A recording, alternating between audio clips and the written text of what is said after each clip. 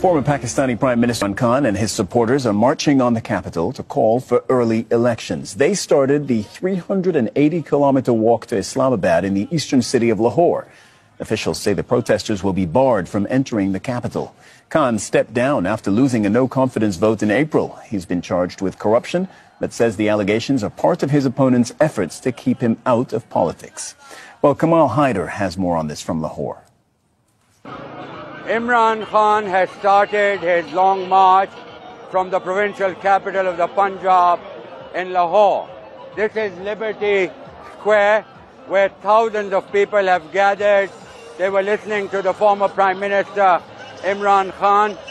Women and children, the young and old, and his supporters have converged there to prepare for the long march on Islamabad.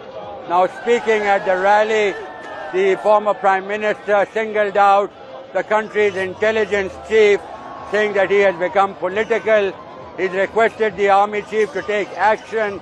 He spoke against the torture of journalists and even a senior legislator who was tortured in the custody. It is important to note that Pakistan is going through turbulent political time. The government in Islamabad is limited to only the capital, because Imran Khan enjoys support in the Punjab, in the Khyber Pakhtunkhwa province, in Pakistani-administered Kashmir and Gilgit-Baltistan. He had already told the foreign media that he expected up to 1 million people to descend on Islamabad.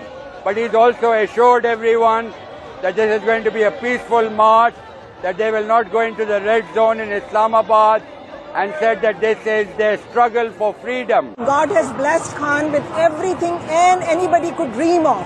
But he's fighting for us, for our rights of Pakistan, the freedom of Pakistan, for the rights of our children, grandchildren, and our elderly, our young, all the generations to come. And inshallah, he will win this battle with the support of the people of Pakistan and get rid of the corrupt